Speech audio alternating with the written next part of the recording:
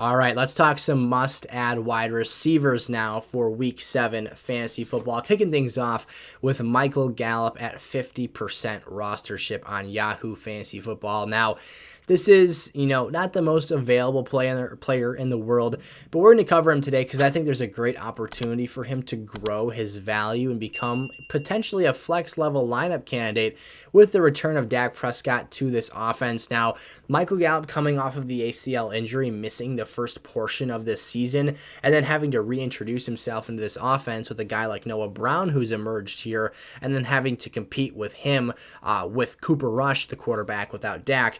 It created somewhat of a non-desirable fantasy situation for Michael Gallup as it relates to our teams here, because his chemistry with Noah Brown was evident from start number one, and CeeDee Lamb being the alpha wide receiver in this offense, in an offense that's passing volume is critically low here because of the fact they're just trying to play ball control football and minimize their turnovers and mistakes here. There wasn't much work left to be had for Gallup. Now that Dak Prescott comes back here, I think the Cowboys start to pass the ball a little bit more.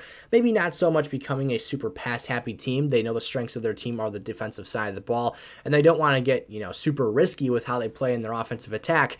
But I think it opens up the ability for Michael Gallup as a true X receiver right now to press the field vertically and use some of his leaping ability in contested grab situations and scenarios and become a bit more of a high-ceiling fantasy play. Now, this isn't going to be a volume receiver that has a great floor in a given week, but we'll be able to pinpoint those matchups where he should have favorable opportunities, and for his health right now that looks to be in check, it's an advantageous situation. So I'm targeting Michael Gallup as arguably my top fantasy wide receiver pickup in Week 7. You could also make the case for other names here to follow, such as, maybe not, but Rondale Moore at 46% rostership, just 4 points below where Michael Gallup is right now. The reason I like Rondale Moore, despite the fact that a lot of us are assuming he's being bumped down to the number 3 wide receiver role in this Cardinals offense, is because Hollywood Brown suffered an ankle injury. It was actually an insane interception by Woolen, the Seattle Seahawks defensive back. He came down and landed funny on Hollywood Brown's ankle, and he had to leave that game and get some x-rays. Now, thankfully for Hollywood owners and for him as an individual and a player here, those tests came back negative, so no breaks in the bones or anything like that are going to make him miss extended time here. We could be looking at between a minor or severe ankle sprain. He probably misses a game or two here at minimum. If he's out there too, ankle issues, man. I've been talking through this the last few weeks after learning my lesson the hard way with Gabe Davis and Amon-Ra St. Brown. We sat T. Higgins this week, another player coming off an ankle injury with very lackluster production. So if that's the case, if Hollywood grits it out, it's a short week here. I highly doubt he'll be out there playing the Saints on Thursday Night Football. DeAndre Hopkins is returned back to NFL action. That suspension the first 6 weeks is now concluded here, and we're looking to move on onwards and upwards with D-Hop's fantasy stock here. Wow, really getting my tongue tied up there. But so what that leaves is a lot of targets available for Rondale Moore. The Saints team has shown the ability to hang with other respectable, formidable competition, like the Bengals this week, only losing by 4 points at home to Cincinnati. So Rondale could get some underneath opportunities. He gets some field stretching work as well. A nice target to take a peek at here and keep your eye on. Again, a short week. Hopkins might not be 100% conditioned for NFL action. You see that being a problem, depending on how many plays they run in this game, he might get gassed out there. Rondale Moore should be a very advantageous look and potentially a startable player for this week as well. Tyquan Thornton at 1% here. Man, did we bully the Patriots as an overall NFL community for their draft picks this year.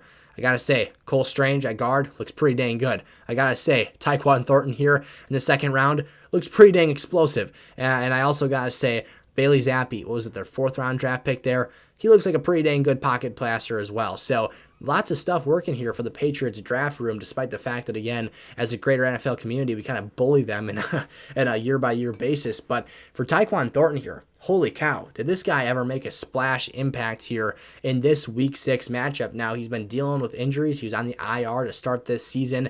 He made some plays in the preseason as well, but he really flashed here in this game, having 4 receptions on 5 targets. Doesn't sound like the most exciting thing in the world, but he had 37 yards and a touchdown. He also had to play 3 rushing attempts, 16 yards, and another score. So really tacking up his fantasy totals and making impacts in the red area, which for a smaller receiver you wouldn't expect to be the case, but he is doing the job and doing it at a high level. So as a young player just getting factored into this offense, a lot of room to grow here. Definitely some interesting things to look at as this offense continues to grow and develop. Now, if Mac Jones ends up replacing Bailey Zappi this week, we'll see how that target share breaks down and continues to change over time here, but definitely worth a bench stash here in some deeper formats. Wan'Dale Robinson, another rookie wide receiver at 8% rostership. I should have mentioned Thornton was at 1% there. He made some plays this week as well. And while the numbers weren't eye-popping, they didn't jump off the page, the wide receiver 1 or 2 role are very much wide open for this Giants team. Now, while saying that, that isn't the most valuable, team in the league to have the wide receiver 1 or 2 for, but it is still having the potential top option for a passing offense in any given week here.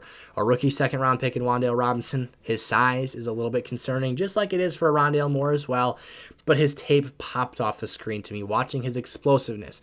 He's a former running back at the college level. He does a lot of things really well, and he's explosive in open areas.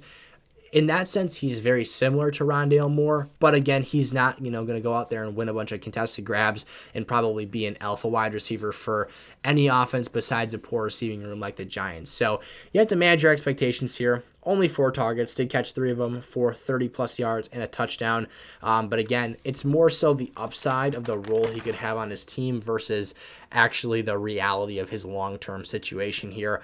Alec Pierce, arguably, and I would say probably a higher priority than some of the other receivers for a long-term role here. His size is definitely not an issue, and he has made some really impressive possession wide receiver plays here. Scored his first NFL touchdown this week on a great contested catch situation. He's doing the things we need him to do. Only caught 3 of his 7 targets, so below a 50% catch rate. That's fine. His catch rate last week was phenomenal. Again, 3 catches, 49 yards, a touchdown. I think he's established himself as the clear number 2 wide receiver behind Michael Pittman in this Colts offense. And we finally saw some juice from Matty Ice this week, throwing 50-plus passing attempts and having a game-winning score here. That, I believe it was the Alec Pierce touchdown that was the go-ahead TD for this team. So hats off to Matt Ryan. The Colts picked up a big dub against Jacksonville at home. And Alec Pierce at 38% rostership looks like a solid bench stash. Again, would probably pick him up over a Wan'Dale Robinson, a Tyquan Thornton. Lots of rookie receivers here today, but these are the guys that pop in the middle of the year and end up becoming progressing assets as the year continues to develop here. How about Tre'Quan Smith? 0% rostership right now, or less than 1% overall, however. Was a decent streaming option this week if you end up going that route. Unfortunately, I dissuaded someone in our community Discord from starting him over DJ Moore, and that was the incorrect choice there. He ended up having himself a very respectful day. Now, he only had a 100% catch rate. I'll start with that, but it was only on 3 targets. So he had 3 receptions. However, he did score a touchdown, 43 yards receiving on the day, and ended up again outscoring DJ Moore. But for a guy here that, if you look at this, similar to the Rondale Moore situation, if you need a streaming option in your flex this week, Michael Thomas, Jarvis Landry, and Chris Olave, due to, I believe it's foot, either ankle or hamstring for Jarvis. I forget what that issue is.